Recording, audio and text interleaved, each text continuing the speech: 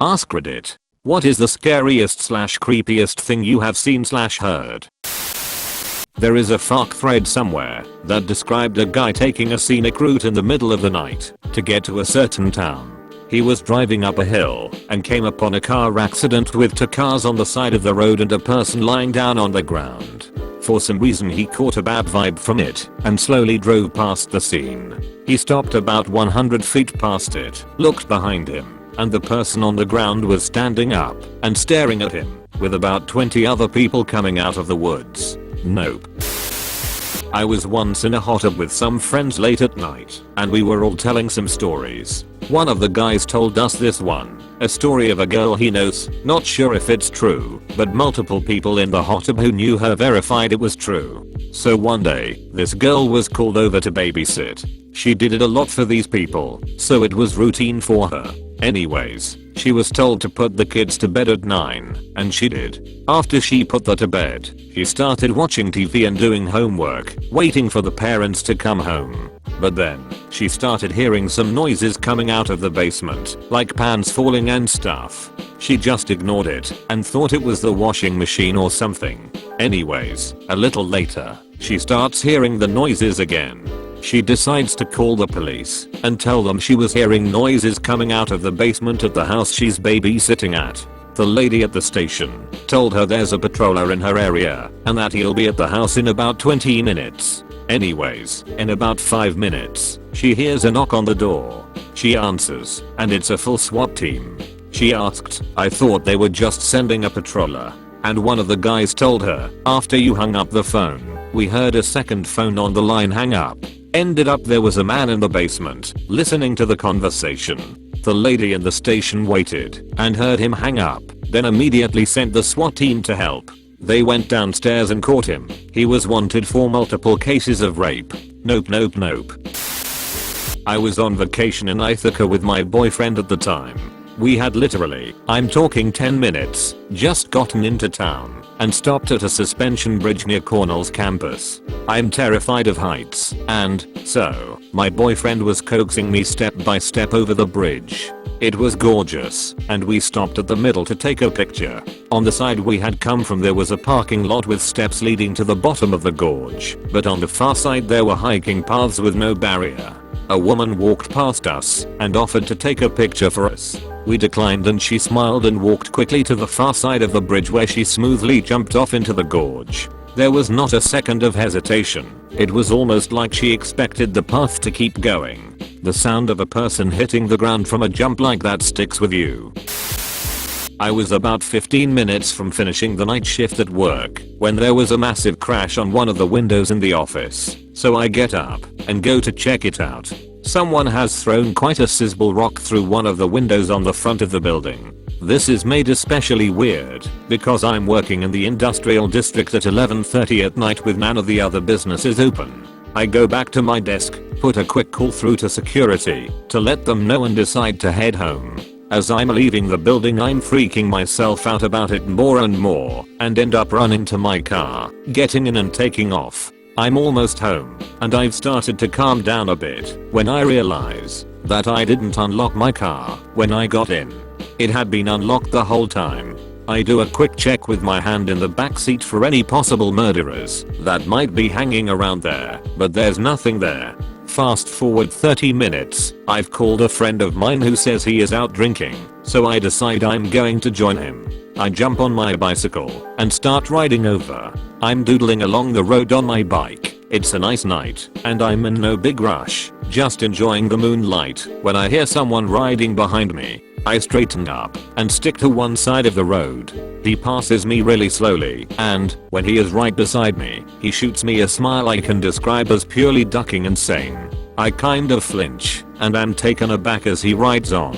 That's when I realize he is riding my mom's bike. Needless to say, I sprint the duck home.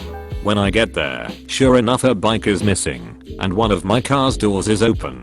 The back left one. I was driving and had no need to open that door. Always check the back seat. My dad died of cancer the day I turned 16, after about 2 weeks in a coma. It was really fast, less than 2 months between diagnosis and death. He died in the house. We had a hospice attendant and my mom was very good about seeing to him in those final days. Anyway, a lot of weird shit happened after he passed, but the one that still freaks me out when I think about it happened about 12 hours before he took to bed for the last time. He was in our living room napping on the couch while my mom was in the kitchen cooking. No one else was home. Suddenly, he jerked awake and was shouting for my mom in a very loud, agitated voice, clearly angry with her. "Beverly, don't do that. Don't ever do that again." She ran into the room, alarmed, and asked what he was talking about, and he said, "Don't do that. Don't walk past me like that in that long, black wig." Sometimes I think he saw death. Woke up one night around 1 AM, heard the shower was on. I first thought it was my brother. He works night shifts, so thought he had came home late and was in the shower. It went on for about half an hour until I got up and went to see WTF he was doing.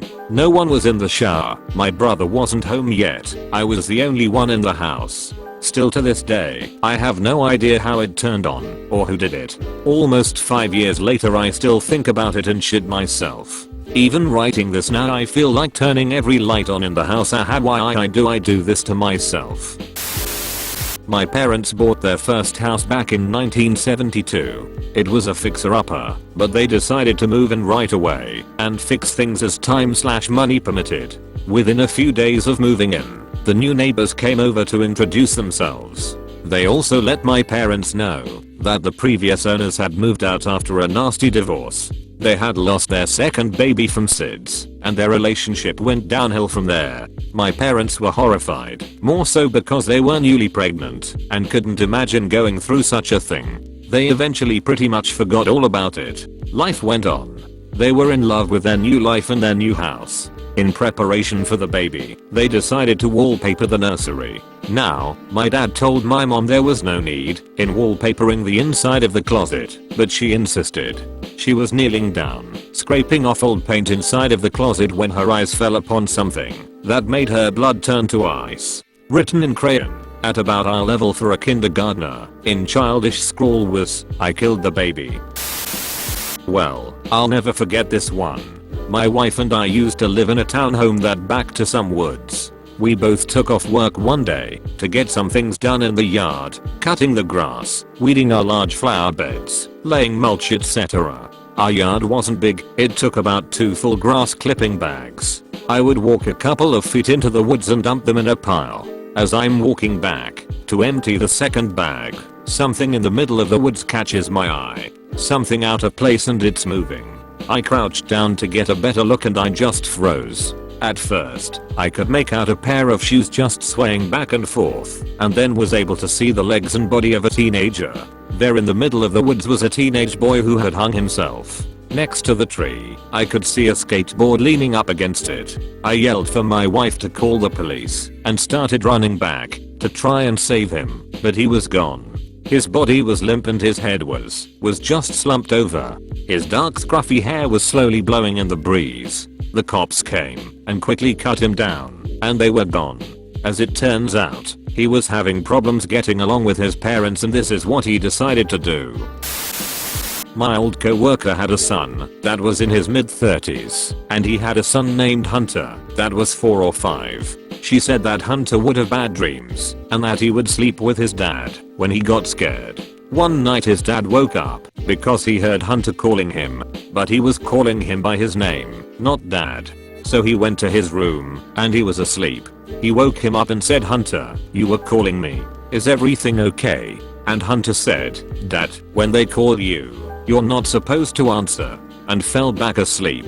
He asked him about it in the morning, but he said he didn't remember saying it. I get chills when I think about it. When I was 7, I woke up in the middle of the night with an earache. I decided to tell my mom and stepdad and walked out of my room. Someone was sitting on the chair in the living room, about 3 feet away from my bedroom door. The person looked strange. The face was just kind of distorted, but it was dark, and I couldn't see well. "Mom?" I asked. The person shook their head, and I started getting scared. "Mike?" The person shook their head again.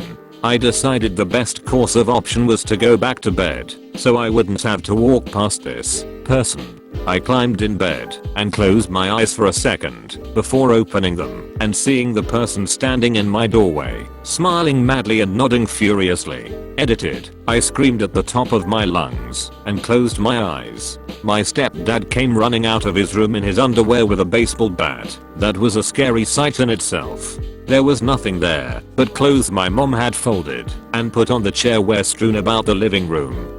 For the longest time I told myself it was my cat sitting on the clothes.